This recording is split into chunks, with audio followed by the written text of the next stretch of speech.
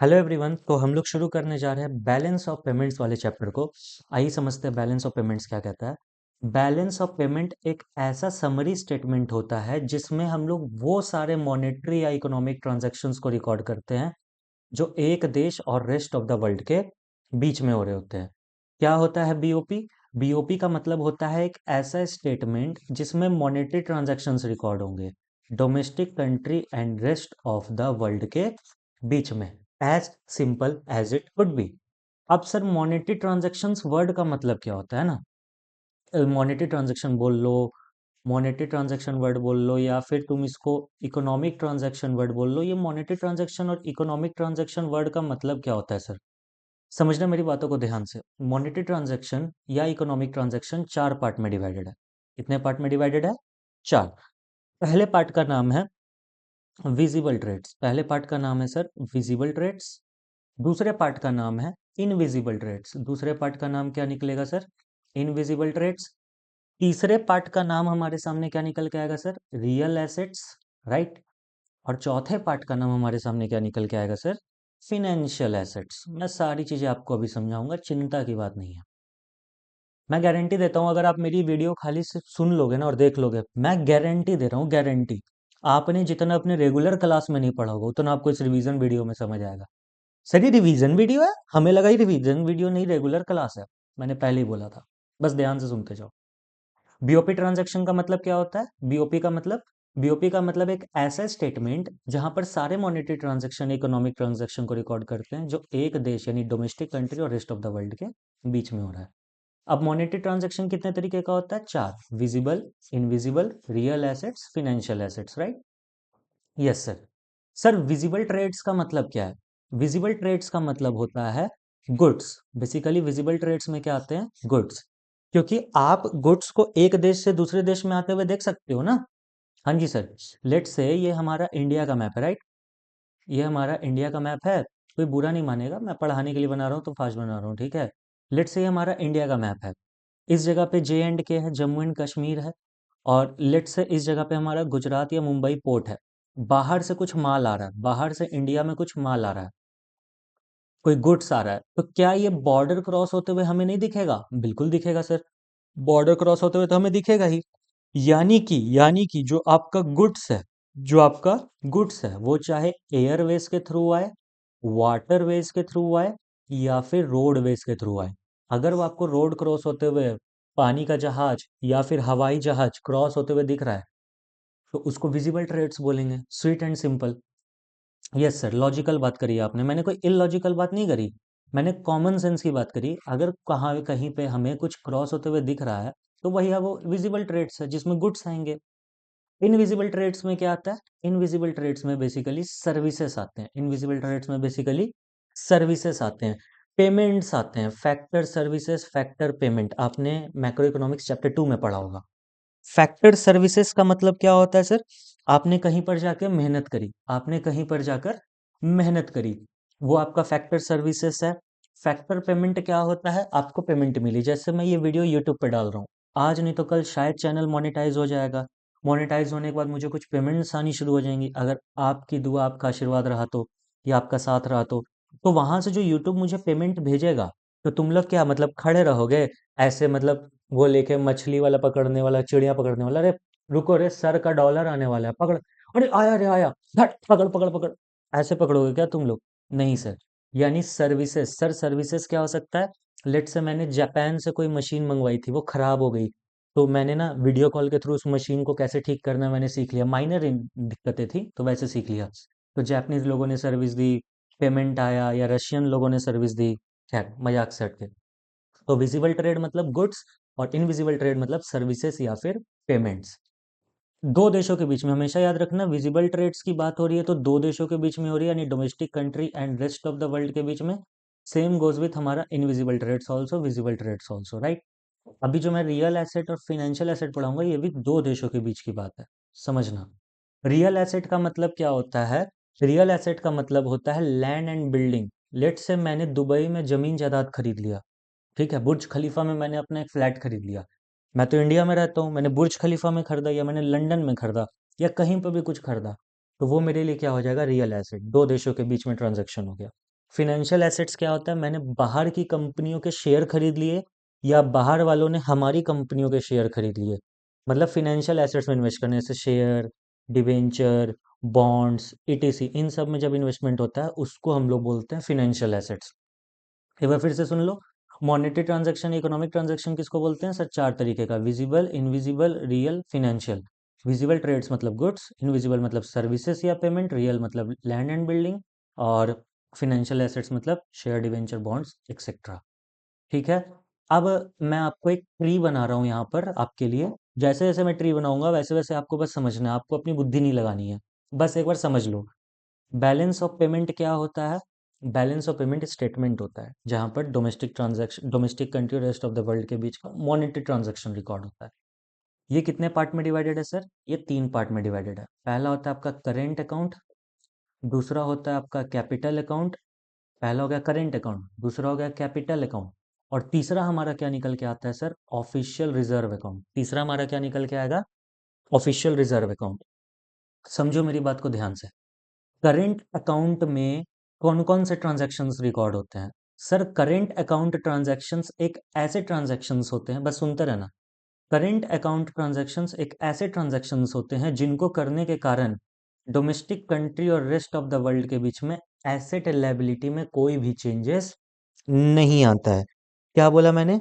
Balance of payment में current account transaction मतलब ऐसा ट्रांजैक्शन जिनको करने पे डोमेस्टिक कंट्री और रेस्ट ऑफ द वर्ल्ड के बीच में कोई भी एसेट लायबिलिटी का चेंजेस नहीं आएगा।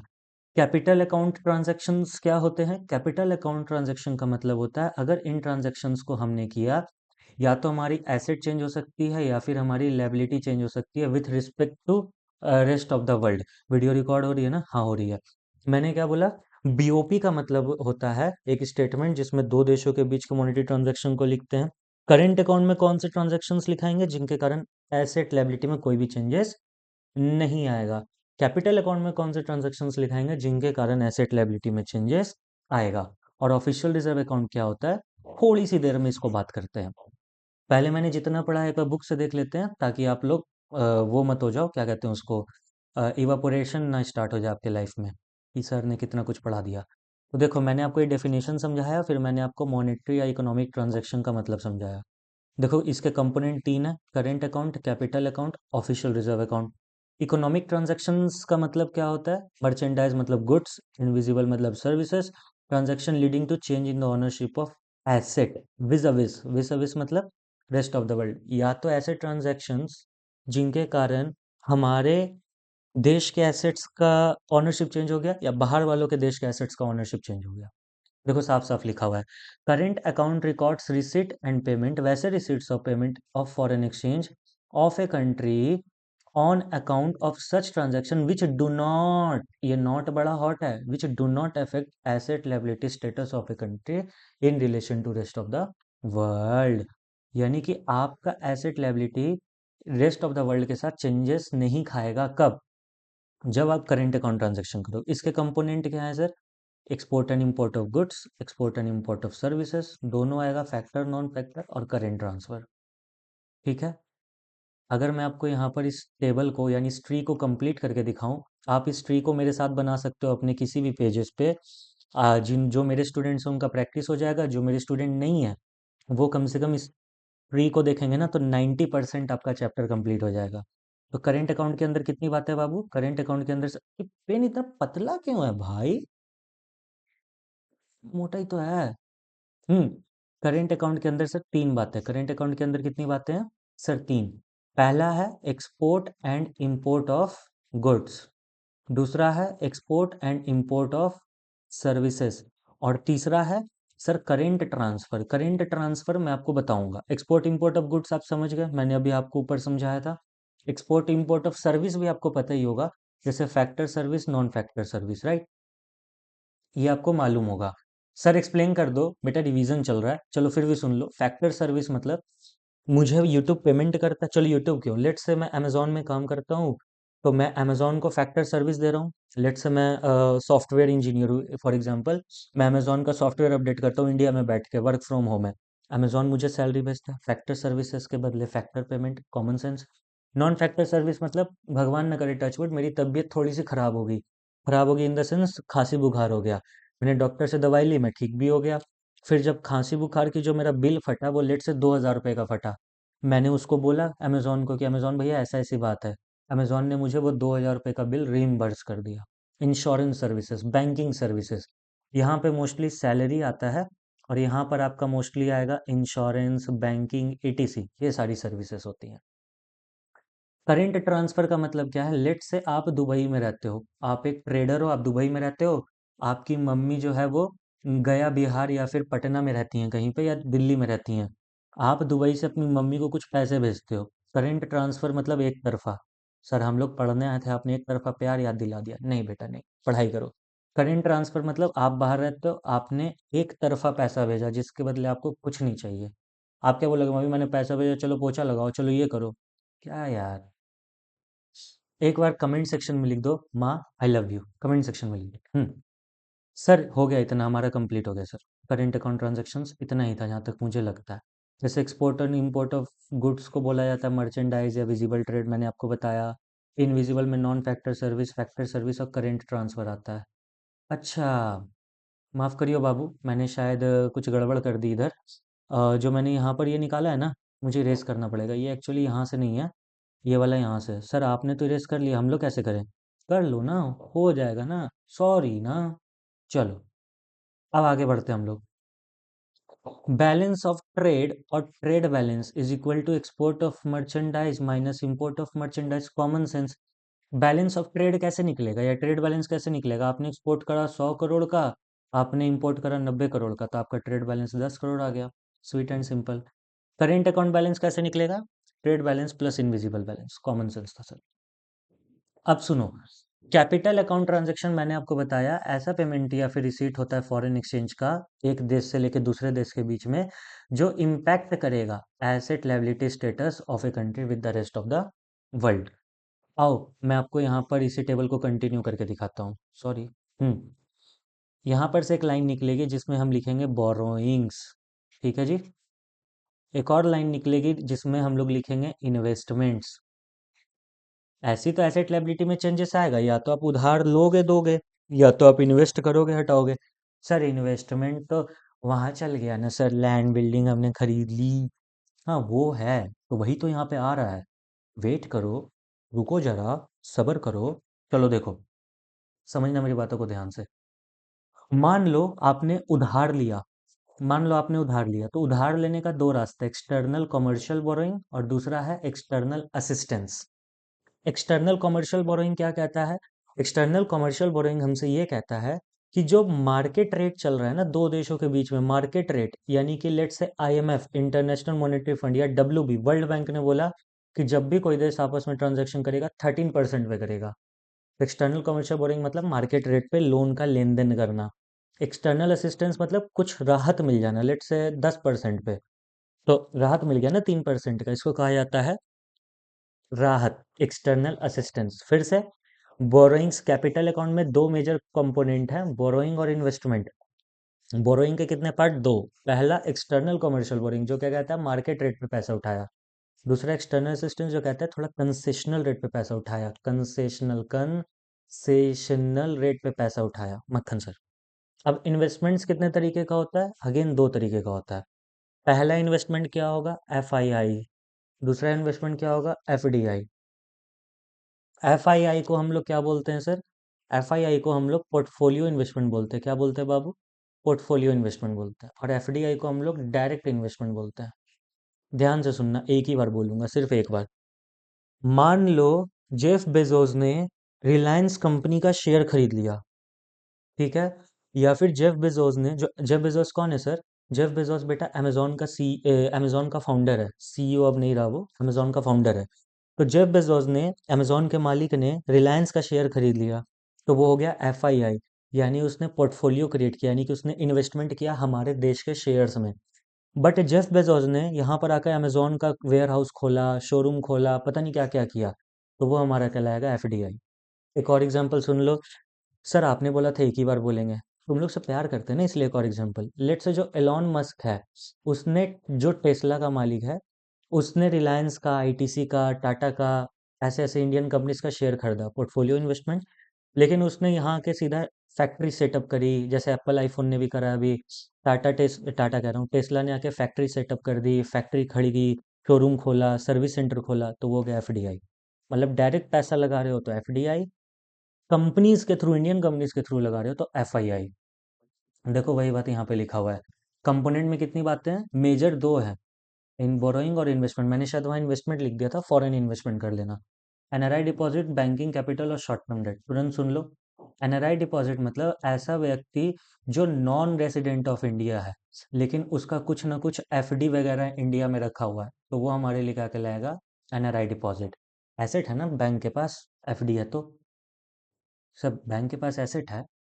हाँ, एफडी है तो मेरा एसेट है, बैंक का तो लायबिलिटी हो गया, एफडी टूटेगा तो वो मुझे लौटाएगा, यस। अरे मतलब एसेट लायबिलिटी में चेंज आ रहा है ना यार। Next, banking capital. Banking capital का मतलब क्या होता है, एनआरआई इस बार एफडी वेफडी नहीं रख रहा है, एनआरआई का ना अदर देन एनआरआई डिपॉजिट होता है बैंकिंग कैपिटल का मतलब। यानी कि कोई ऐसा बंदा है जो इंडिया के बाहर रह रहा है, ठीक है, बंदा कहाँ रह रहा है, इंडिया के बाहर, लेकिन उसने हमारे बैंक में कुछ पैसे जमा कर रखे हैं, तो वो बैंकिंग कैपिटल हो जाएगा। शॉर्ट टर्म डेट मतलब किसी ने हमसे लोन ले लिया, banking capital. Short term debt मतलब किसी ने हमसे क्या ले लिया, लोन ले लिया, या हमने किसी से लोन ले लिया। ये एक बार बुक से पढ़ जाना, कॉमन सेंस वाली बात है। बोरोइंग में क्या क्या आता है मैंने पढ़ा दिया, external commercial borrowing, external assistance. FII में, इन्वेस्टमेंट में मैंने पढ़ा दिया, इन्वेस्टमेंट नहीं, फॉरेन इन्वेस्टमेंट होगा। फॉरेन इन्वेस्टमेंट में आता है एफआईआई, एफडीआई मैंने पढ़ा। सर आप इधर हो जाओ ना थोड़ा सा, हाँ एफआईआई एफडीआई आता है, लो मैं हट गया।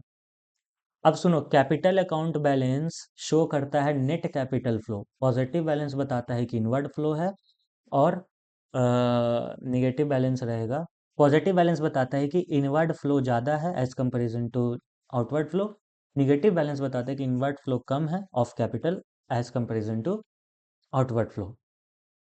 अब तुम लोग चाहो तो यहाँ पर एक ब्रेक ले सकते हो, मर्जी तुम्हारी, नहीं ब्रेक लेना है तो ठीक है।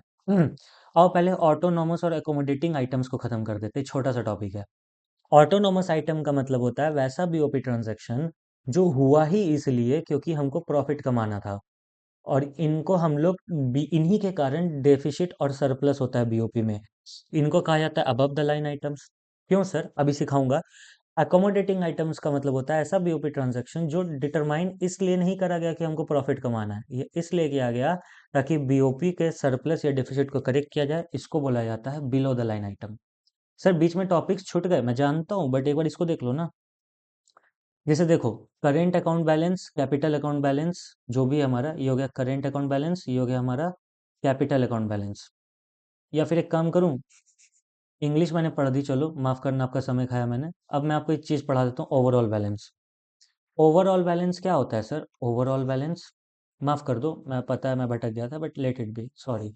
ओवरऑल बैलेंस का मतलब होता है करेंट अकाउंट बैलेंस जो भी आपका आया, करेंट अकाउंट का बैलेंस प्लस कैपिटल अकाउंट का बैलेंस, प्लस यहाँ पर देखेंगे एरर एंड ओमिशन, जो भी डेटा आपका निकल के आएगा, जो भी नंबर आपका निकल के आएगा, जो भी नंबर आपका निकल के आएगा, उसको हम लोग बोलेंगे ओवरऑल बैलेंस। एग्जाम्पल ले लेते हैं, लेट से करेंट अकाउंट का बैलेंस आया $10,000, प्लस कैपिटल अकाउंट का बैलेंस आया लेट से $1,00,000, और लेट से आपका एरर और ओमिशन आया, लेट से जीरो, एरर और ओमिशन आया ही नहीं तो $0 का एरर ओमिशन था। तो यहाँ पर टोटल हमारा कितना हो जाएगा सर, ओवरऑल बैलेंस $1,10,000।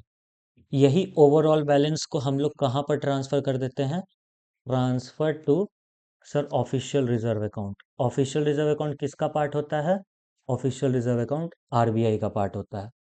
एक बात लास्ट, अगर ओवरऑल बैलेंस आपका पॉजिटिव है तो आरबीआई इसको निगेटिव करके घर ले जाएगा, और अगर ओवरऑल बैलेंस आपका निगेटिव में आ रहा है तो आरबीआई इसको पॉजिटिव करके घर से पैसा लेके आएगा। समझे, सुनो मेरी बातों को ध्यान से, मैं क्या कहना चाह रहा हूँ। आपका जो बीओपी है ऑलवेज क्या रहना चाहिए, जीरो। मान लो बाहर से ट्रांजैक्शंस होते रहे और बीओपी उसके कारण बढ़ गया, प्लस हो गया, तो आरबीआई माइनस करके उतना पैसा ले जाएगा। लेट से +100 है तो आरबीआई -100 करके अपने फॉरेन रिजर्व्स में रख लेगा। इसका उल्टा समझ लो, लेट से बीओपी आपका -100 हो गया था, बीओपी आपका -100 हो गया तो आरबीआई उतना पैसा घर से ले आएगा। यानी बीओपी को किसी न किसी तरीके से तो सर जीरो करना है, यानी ऑफिशियल रिजर्व अकाउंट जो है उसको जीरो पे लेके आना है। अगर ऑफिशियल रिजर्व अकाउंट प्लस है एक्सटर्नल ट्रांजैक्शंस के कारण, ऑफिशियल रिजर्व अकाउंट प्लस है तो आरबीआई उसको माइनस करके पैसा घर ले जाएगा, और अगर ऑफिशियल रिजर्व अकाउंट माइनस है तो आरबीआई उसको प्लस करके पैसा घर से ले आएगा। समझ गए सर? बेटा रिवीजन है, इससे ज़्यादा उम्मीद मत करो मेरे से, ठीक है। मक्खन सर, तो मैंने अभी आपको ऑफिशियल रिजर्व अकाउंट भी पढ़ा दिया, यानी यहाँ पर मैंने अगर इस टेबल पे मैं आपको बात करूँ तो मैंने यहाँ पर आपको ऑफिशियल रिजर्व अकाउंट पढ़ा दिया। क्या पढ़ा है मैंने? ये प्लस है तो आरबीआई माइनस कर देगा, माइनस है तो आरबीआई प्लस कर देगा। Sweet and simple. Yes sir. Who अब आ जाओ लास्ट टॉपिक जिसका नाम है बीओपी इक्विलिब्रियम, फिर चैप्टर खत्म। ऑटोनोमस एकोमोडेटिंग का छोटा सा चीज बचा, पढ़ा दूंगा। बीओपी इक्विलिब्रियम का मतलब क्या होता है सर? आओ पढ़ाता हूँ। बीओपी इक्विलिब्रियम, जैसा कि मैंने आपको बताया कि ओवरऑल बैलेंस हमेशा क्या होना चाहिए, official reserve account basically zero, zero के बराबर होना चाहिए, राइट। मान लो मान लो कि हमारा current account balance plus capital account balance plus error and omission किसके बराबर हो गया? जीरो के बराबर। जब ये सिचुएशन आ जाएगा हम लोग बोलेंगे बीओपी किस पे है? इक्विलिब्रियम पे है। Sweet and simple. लेकिन मान लो current account balance plus capital account balance plus error and omission ज़्यादा हो गया जीरो से, तो बोलेंगे कि क्या? बीओपी सरप्लस में है, यानी हमें फायदा हुआ इस साल। यस। इसका उल्टा मान लो current account balance plus capital account balance plus error and omission less than zero है, तो मान लेंगे बीओपी हमारा किस पे है बाबू? डेफिसिट पे है। हमें क्या हो रखा है? नुकसान हो रखा है। ठीक है सर, चक्कर आ रहे हैं सर हमें, हम लोग नहीं पढ़ेंगे, हम लोग आपका वीडियो छोड़ के जा रहे हैं। It's your loss. इसमें तेरा घाटा, मेरा कुछ नहीं जाता। इसी दोनों सिचुएशन को बोलते हैं बीओपी डिसइक्विलिब्रियम। ठीक है जी। चलो समझो। Current account balance, capital account balance और एरर ओमिशन अगर जीरो के बराबर है तो बीओपी इक्विलिब्रियम पे है। नहीं है जीरो के बराबर, ज्यादा है तो बीओपी सरप्लस है, कम है तो बीओपी डेफिसिट है, और ज्यादा और कम को हम लोग बोलते हैं बीओपी डिसइक्विलिब्रियम। मक्खन सर, देखो वही बात लिखा हुआ है यहाँ पर, पढ़ लो। बीओपी एक ऐसा सिचुएशन, इक्विलिब्रियम एक ऐसा सिचुएशन होता है जहाँ पे current account balance capital account balance को जोड़ते हैं, एरर ओमिशन को भी जोड़ते हैं तो जीरो आता है। मतलब ना तो इंक्रीज हुआ ना तो डिक्रीज हुआ ऑफिशियल रिजर्व में। ठीक है। और it is a situation where receipt and payment of a country is equal to the from the rest of the world is equal to the payment, यानी कि जितना रिसीट आया उतना पेमेंट आया, उतना पेमेंट हुआ, कोई भी चेंजेस नहीं आया। बीओपी डेफिसिट क्या होता है? तब होता है जब हमारा पेमेंट ज़्यादा हो जाता है, ठीक है, रिसीट से। और बीओपी सरप्लस क्या होता है? जब हमारा रिसीट जो है वो ज़्यादा हो जाता है पेमेंट से। अब देखो तुम्हें ऑटोनोमस और एकोमोडेटिंग समझ, माफ करना, अब देखो तुम्हें ऑटोनोमस और एकोमोडेटिंग समझ में आएगा। ये है ऑटोनोमस, ये है अकोमोडेटिंग। ऑटोनोमस किस लिए किया जाता है? प्रॉफिट कमाने के लिए। अकोमोडेटिंग किस लिए किया जाता है? बीओपी को मैच करने के लिए। ठीक है जी। हाँ जी। अब सुनो मेरी बातों को ध्यान से। ऑटोनोमस को बोलते हैं हम लोग अबव द लाइन। क्या बोलते हैं? Above the line items. और इसको हम लोग बोलते हैं बिलो द लाइन आइटम्स। ऐसा क्यों? सुनो ध्यान से, सुनो ध्यान से, सुनो ध्यान से, बहुत प्यार करते हैं हम तुमसे इसलिए एक्सप्लेन कर रहे हैं। लेट्स से ये बीओपी का स्टेटमेंट है, ठीक है जी। हाँ जी। पहला हमने क्या पढ़ा? यहाँ करेंट अकाउंट बनता है, ठीक है सर। बीओपी का स्टेटमेंट, रुक जाओ एक सेकंड। लेट्स से हमारा बीओपी का स्टेटमेंट है, स्टेटमेंट मतलब सीधे सीधे चीज़ें चलेंगी। पहला हमारा बनेगा करेंट अकाउंट, ठीक है, कुछ एसेट लायबिलिटी जो भी लेन देन हो रहा है वो लिखाएगा। फिर हमारा बनेगा कैपिटल अकाउंट, ठीक है, कुछ यहाँ पे आएगा कुछ यहाँ पे आएगा। फिर एरर एंड ओमिशन होगा, फिर हमारा निकल के आएगा official reserve account. Official reserve account मतलब अगर एरर ओमिशन और कैपिटल करेंट मिला के सब हमारा सरप्लस है तो डेबिट साइड आएगा, आरबीआई क्रेडिट से निकाल लेगा। डेफिसिट है तो क्रेडिट साइड आएगा, आरबीआई डेबिट से पे कर देगा। मतलब पे कर देगा तो इधर की तरफ आएगा ना एरिया। हाँ जी मक्खन सर, तो ये भी सर ये बाहर की जाएगा तरफ। हाँ, फिर से क्या देता हूँ, डेबिट क्रेडिट याद मत रख लेना, पता चले एग्जाम में डेबिट क्रेडिट लिख के आ रहे हो। समझा रहा हूँ। एसेट आया ना, पैसा है हमारे पास तो आरबीआई घर लेके चल गया। लायबिलिटी पे करना है ना तो आरबीआई घर से ले आया। ये होता है। तो ये जो आरबीआई इस जगह पे कर रहा है, ये सब जो ये काम कर रहा है, खुद नोटिस करो। ये सब तो करेंट अकाउंट और कैपिटल अकाउंट ट्रांजैक्शन तो हमारे हो रहे थे किसको लेके? Sir current account capital account ये वो जो ऊपर वाले हैं, फिर से कर देता हूँ, एक सेकंड रुक जाओ, हटने दो इसको। ये जो ऊपर वाले हैं ये तो हो रहे थे प्रॉफिट कमाने के चक्कर में, बट ये जो नीचे वाला हो रहा है, आरबीआई ला रहा है और लेके जा रहा है, ये किस चक्कर में होता था? सर ये उस चक्कर में हुआ कि हमको बीओपी को मैच करना है। तो ये हो गया अबव द लाइन, लेट से यहाँ एक लाइन खींचा हुआ है, तो ये सारे हो गए अबव द लाइन आइटम, ये सारे हो गए below the line item. Sir दिखा ही नहीं। लो मैं यहाँ फिर से दिखा देता हूँ। अ, ये जो ऊपर में है, यहाँ एक लाइन खींचा हुआ है, ये जो ऊपर में है ये हो गया अबव द लाइन आइटम, ये हो गया नीचे वाले आइटम। ये हुआ कि सिर्फ बीओपी मैच हो जाए, और ये हुआ कि हमको प्रॉफिट लॉस कमाना है। खत्म। ये आप ट्री देख लोगे ना, आपका सारा काम बन जाएगा। इस ट्री को मैं यहाँ पर ऐसे छोड़ के जा रहा हूँ, पूरा बीओपी चैप्टर इसमें समाया हुआ है। तो ठीक है गाइस, इस ट्री को साथ सामने रखते हुए कोई भूल चूक गलती होगी हो तो मुझे माफ़ कर देना, और थैंक यू सो मच इस वीडियो को देखने के लिए। मैं चाहूँगा कि यार आप इस चैनल को सब्सक्राइब करो, वीडियो को लाइक करो, ये वो दिस दैट मैं सब कुछ चाहूँगा, क्यों ना चाहूँ। आप मेरे हो, मैं आपका हूँ। आप इतना तो मेरे लिए कर ही सकते हो। देखते हैं स्टूडेंट में कितना पावर होता है। करके दिखाओ, लाइक सब्सक्राइब शेयर। टारगेट रखते हैं यार इस वीडियो का। 10 लाइक्स चाहिए मुझे। कितने लाइक्स चाहिए? 10। करके देखते हैं होता है कि नहीं। Thank you.